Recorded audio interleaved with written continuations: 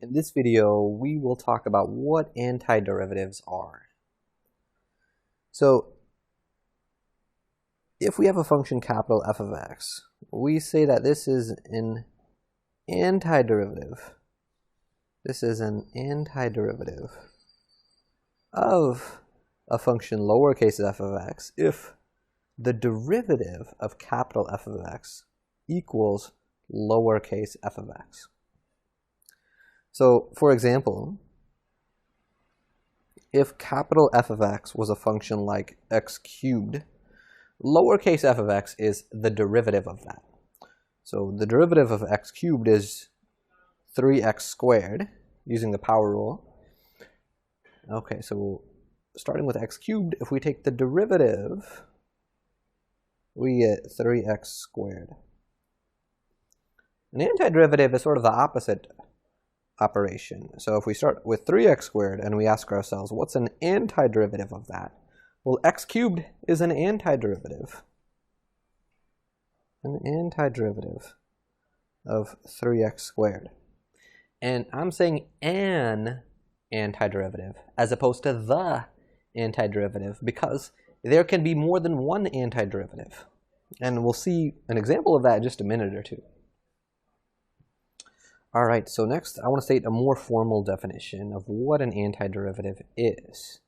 So we say that a function capital F of x is an antiderivative of a function lowercase f of x on an open interval I if the derivative of capital F equals lowercase f of x for all values of x in that interval I. Okay, so there's a key observation I want to make about this, and that is that capital F, our antiderivative, is not unique. So not unique just means it's not the only one. There can be more than one antiderivative. So as an example, if we were working with the example we were looking at above, if lowercase f of x equals 3x squared, then there are many possible antiderivatives. I'm just going to list two of them here. Then two possibilities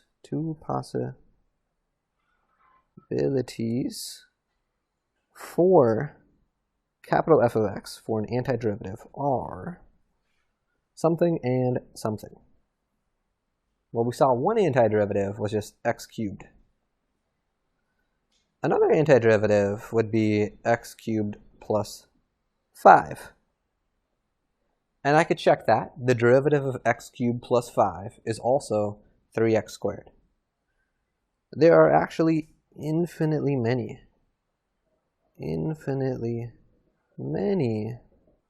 possibilities. These are just two of them. Possibilities. So why does x cubed plus 5 work intuitively, work sort of conceptually as an antiderivative? Well, this works because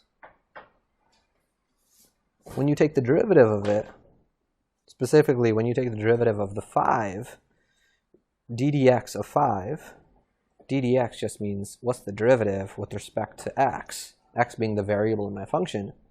The derivative of 5 is 0 because the derivative of a constant is 0. In fact, we can see based off of this that we could have put any constant that we wanted to here, where the 5 is, and had a perfectly good antiderivative. Okay, so that said, we can write a more general formula for the antiderivative. So for our function f of x equals 3x squared, what's called the general antiderivative of it would be capital F of x equals x cubed plus c, where c is a constant. Okay, and again, this is called the general antiderivative of this function. So I want to talk a bit about graphically, why does this work? Why does having this plus a constant or minus a constant at the end of a function give us a perfectly okay antiderivative? So in terms of our examples, whoops, one of the possibilities was, I'll call it f1. f1 of x was x cubed. The other possibility I'll call f2. So f2 of x equals x cubed plus 5. Okay, so I'm going to draw some axes for these. And I'll also write the function lowercase f of x, which was 3x squared. And I'll draw some axes for that. So the graph of x cubed, let's draw it. So it sort of snakes upwards like this. It gets perfectly flat at the origin, and then it continues going upwards like this. The plus 5, that shifts that graph up by 5. So instead of this point, this inflection point being at the origin, now it's going to be up 5 units.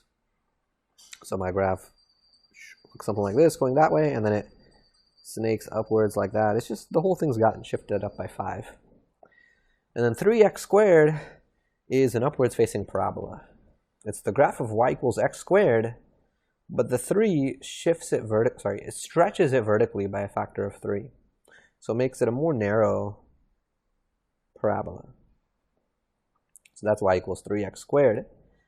Okay, so one of the things that I want to observe about these graphs is, if I look at the original one with the x cubed, if I look at some x value over here, which I'll call it a, and I look at that point on the graph, and I draw the tangent line, because the derivative is going to tell me the slope of the tangent line.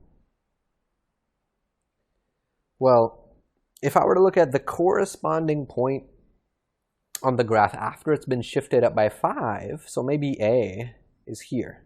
So same x value, I'm just calling it a. And if I look at that same x value on this shifted graph, and I draw the tangent line on the shifted graph, well, the tangent line has the same slope. If all I did was just took my graph and I just shifted it up or down, just vertically, the tangent lines at corresponding points like this are going to have the same slope because they're the same tangent line, just shifted up or down. Similarly, if I were to take a point on this side, maybe I'll call it B, and draw the tangent line here. Tangent line there also has a positive slope. And if I were to do the same thing at the shifted graph, draw that corresponding point, B, and then draw the tangent line there, it has the same slope as in the original graph, x cubed, where x equals b is.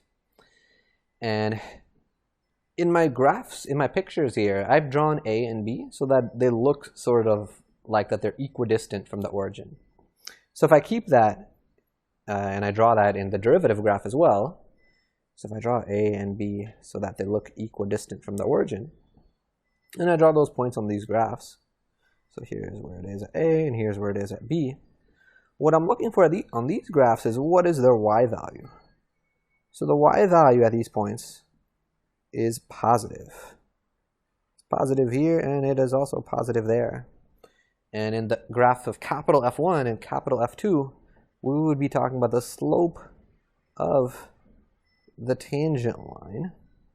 The slope of the tangent line, and the slope of the tangent line for both of these tangent lines was positive. It happened here, it also happened here. So it's good that in the derivative graph, that's 3x squared, that the output, the y value at a and b is positive. That's telling us the slope of the tangent lines should be positive.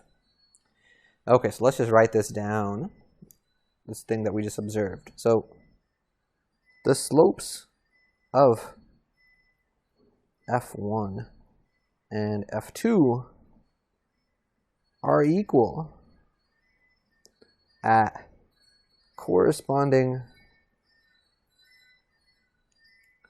points on their graphs, which is good because since the slopes of their tangent lines at corresponding points are the same, that means their derivatives should be the same because the derivative represents the slope of the tangent line. All right, so this shows that antiderivatives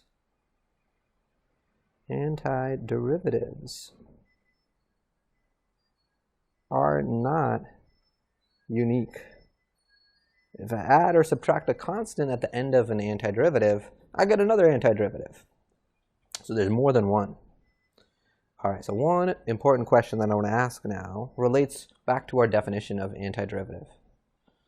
So in the definition of an antiderivative, there was this part about an open interval I. So I'm going to talk a bit about why is that important? Why is that open interval part necessary? All right, so going back to where we were writing the question is why is the open interval part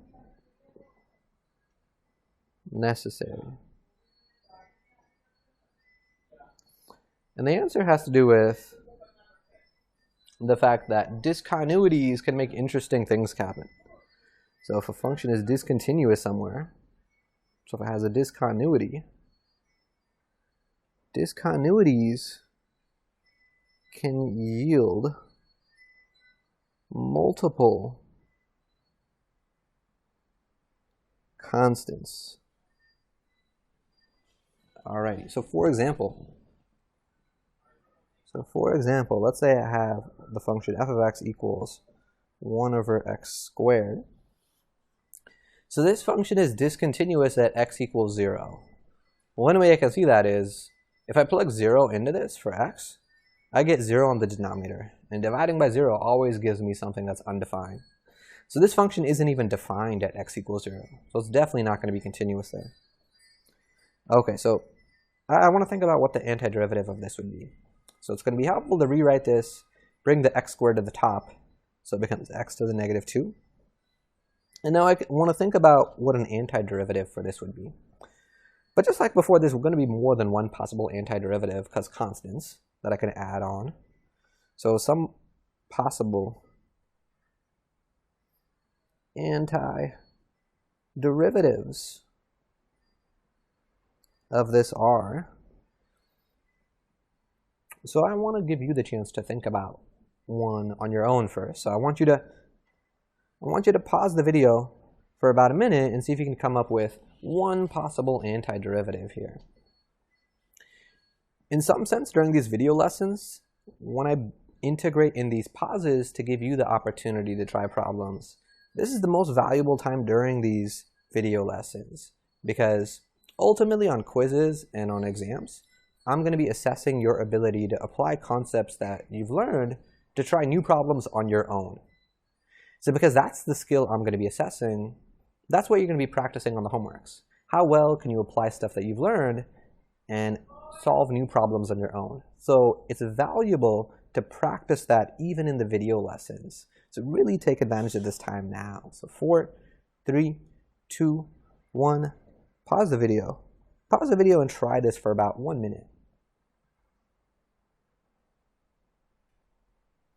Alright, so hopefully you've done that. Hopefully you pause the video for about a minute to try this. So one possible antiderivative of this would be, I'll call it capital F of x, and I could have negative x to the negative 1. And I could check that this works using, by just taking the derivative of it. If I did power rule, the negative 1 would come down, the double negative would become a positive, and then I'd get x to the negative 2 after I subtract 1 from the power. And that's the function lowercase f of x. So this is definitely an antiderivative. And I could write this as negative 1 over x. So that's one possibility. I could get a different possibility if I have a different constant at the end. So I could have something like negative 1 over x plus 3. That would be a perfectly valid antiderivative as well. But I could also have something a little bit more interesting. I could have something like capital F of x equals, and I could do a piecewise function and have one piece be negative 1 over x. Let's say that happens when x is less than 0. And I could have another piece be negative 1 over x plus 3. So this other antiderivative that we had. So let's make it be that if x is greater than 0. So individually, both of these pieces work on the interval that they're defined on. The derivative of both negative 1 over x and negative 1 over x plus 3, both of those derivatives are going to be 1 over x squared. And what's happening at x equals 0 doesn't matter either, because my function capital F of x is not defined at x equals 0, but neither is the function lowercase f of x. It's not defined when x equals 0. Okay, so that means this piecewise function is also an antiderivative. Okay, so this suggests an idea for the most general antiderivative. So, but the most general antiderivative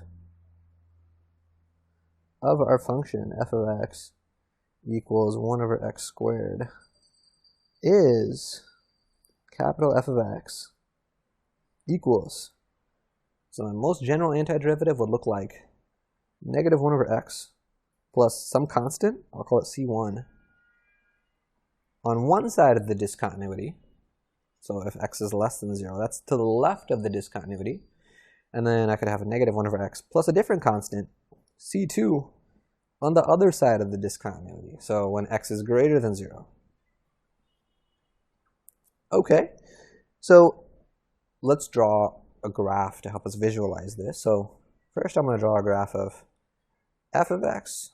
So f of x is 1 over x squared. And the graph of that looks like something like this on the left-hand side of the y-axis. And we got the mirror image of that on the other side of the y-axis. All right, so that's the graph of lowercase f of x, 1 over x squared. Okay, and then the graph of this piecewise function, capital F of x. So I'll draw my axes first. So it might help to know what the graph of negative 1 over x looks like first, before we start putting in the plus c1, which would end up shifting it. So the graph of negative 1 over x is a hyperbola. It has one piece of the hyperbola here, one piece of the hyperbola here. So that's the graph of negative 1 over x. So the left part of that, so the part of that that's to the left of x equals 0, on the left side of the y-axis, that's going to get shifted by c1. So let's just say, for simplicity's sake, that c1 is 0. So y equals c1 would just be a horizontal line on the x-axis. Well, that would mean I just draw the same left-hand part of it. The left-hand part of it would be the same. It would look like this. And let's say that c2 for the right-hand portion is some positive number. So let's say that c2 is some positive number. So y equals c2 is going to be some horizontal line that goes through a positive number on the y-axis. So that right portion got shifted up by c2. Okay, so we have something like this. And just verifying that the slopes of the tangent lines are what we would expect them to be. If I were to look at some point, let's call this x value a, on the graph of capital F of x. If I look at that corresponding point on the graph of lowercase f of x, on the graph of capital F of x, the slope of the tangent line at a is positive. And that makes sense based off of the graph of lowercase f, because the y value at a is a positive number. So that's good. And if I were to do the same thing for a different x value, like let's call this one b, and I look at this point on the graph of capital F of x, well, the slope of that tangent line is positive and greater than the slope of the tangent line at a, because it seems to be steeper. In fact, let me just draw these in. Here's the tangent line at b, and then here is the tangent line at a. So the tangent line at b has a greater slope. And that makes sense when I look at the graph of lowercase f of x, because if I look at where b is, x equals b, and I look at that point on the graph, the y value at that point is greater than the y value at the point on the graph where x is a. Okay, so that's good. So when we have a function like this, like 1 over x squared, that is discontinuous somewhere, the most general antiderivative will have different constants on either side of that discontinuity. Okay, so there are two notes that I want to state about this. So the first is, in order for the most general antiderivative to have just one constant, c, our function f of x must be continuous on whatever the underlying interval I is, because a discontinuity Because a discontinuity means the antiderivative may have a different vertical shift.